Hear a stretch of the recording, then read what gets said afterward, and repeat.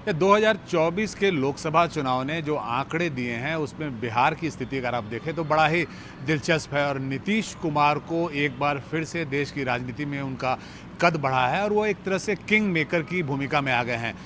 JDU जो है वो लगभग 12 सीटों के साथ बिहार में उनके पास लगभग 12 सीटें आई हैं, वहीं पर भाजपा को 12 सीटें आई हैं। तो अभी जो दिल्ली के आंकड़े हैं, दिल्ली में अगर आप जो देखेंगे, जो अर्थमेटिक है, जो मैथमेटिक्स चल रहा है दिल्ली में, जो बीजेपी के पास जो नंबर्स आए हैं उसमें ये 12 के जो नंबर है, ये 12 का जो आंकड़ा है ये महत्वपूर्ण हो जाता है और इस कारण से नीतीश कुमार का राजनीतिक कद बढ़ा है। आज रात नीतीश कुमार जो है दिल्ली जा रहे हैं और एनडीए की बैठक में भाग लेंगे।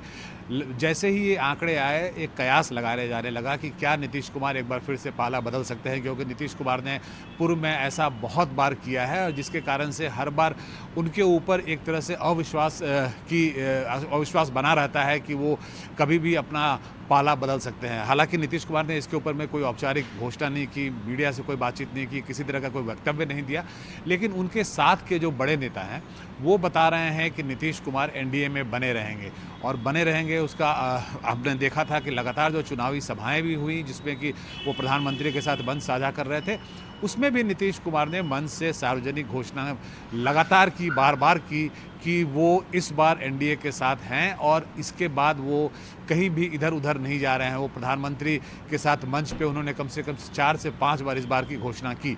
तो अब जो है नीतीश कुमार और टीडीपी, ये दो जो अलायंस पार्टनर हैं, ये दो खासे महत्वपूर्ण हो जाते हैं बीजेपी के लिए, भाजपा के लिए, दिल्ली में सरकार बनाने के लिए। नीतीश कुमार की तबीयत पिछले कुछ दिनों से नासाज चल रही थी, जिसके कारण लगातार ये कयास लगाए जा रहे थे कि इस चुनाव के बाद जो है वो बीजेपी हो सकता है कि उनका इस्तेमाल बंद कर दे, उन्हें पॉलिटिकल रूप से डंप कर दे। बट अब ऐसा होता हुआ नहीं दिखता है, क्योंकि अब नीतीश कुमार की ज़रूरत बीजेपी को ज़्यादा है और नीतीश कुमार को बीजेपी की ज़रूरत कम है, क्योंकि उनके पास अब आंकड़े हैं और वो आंकड़े जब तक आप एनडीए के आंकड़ों में उस आंकड़े को नहीं बैठाते हैं, 12 की जो संख्या है उसको नहीं बैठाते हैं, तब तक दिल्ली में भाजपा की सरकार बनने में दिक्कत होगी। हालांकि उसके बाद भी जो मैजिक नंबर है वो भाजपा क्रॉस कर जाती है, एनडीए क्रॉस कर जाती है, लेकिन तभी भी नीतीश कुमार एक खासे इम्पॉर्टेंट अलायंस पार्टनर बन जाते हैं। नीतीश कुमार आज दिल्ली जा रहे हैं और दिल्ली में उनकी वो एनडीए की बैठक में भाग लेंगे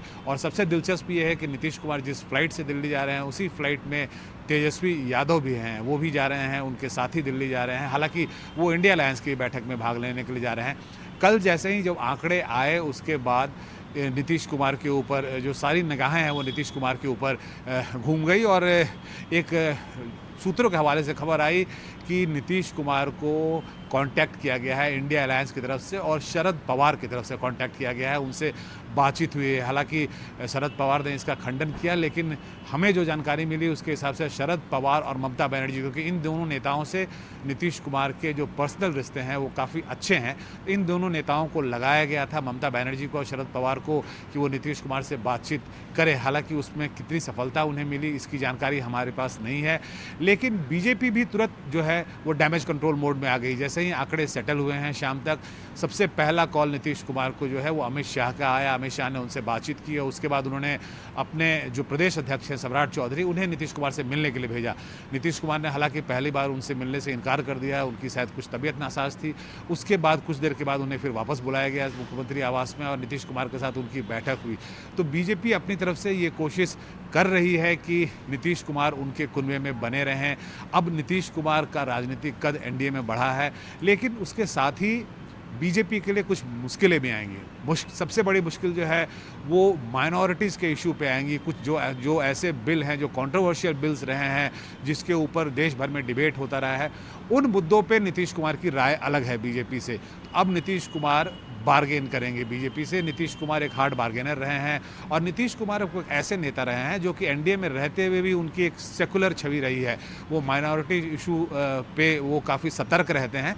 तो कुछ ऐसे जो बिल्स हैं जिसकी लगातार बीजेपी वकालत करते आ रही है और उनका कहना है कि वो इसे इम्प्लीमेंट करेगी सत्ता में आने के बाद से। तो अब जो ये आंकड़े हैं उसके बाद से क्या चंद्रबाबू नायडू और नीतीश कुमार जो हैं वो उन बिलों पर अपनी सहमति देंगे, और अगर देंगे तो उनकी शर्तें क्या होंगी। तो ये सारे बड़े दिलचस्प पहलू हैं जो कि आने वाले कुछ दिनों में आपको देखने को मिलेगा। और साथ ही बिहार की जहाँ तक बात करेंगे आप, तो बिहार में जो है नीतीश कुमार चाहेंगे कि बिहार के लिए जितनी ज़्यादा से ज़्यादा सहूलियतें वो ले सके केंद्र से, वो लेंगे। मंत्रिमंडल की जहाँ तक बात होगी तो मंत्रिमंडल में वो ज़्यादा से ज़्यादा सीटें लेना चाहेंगे।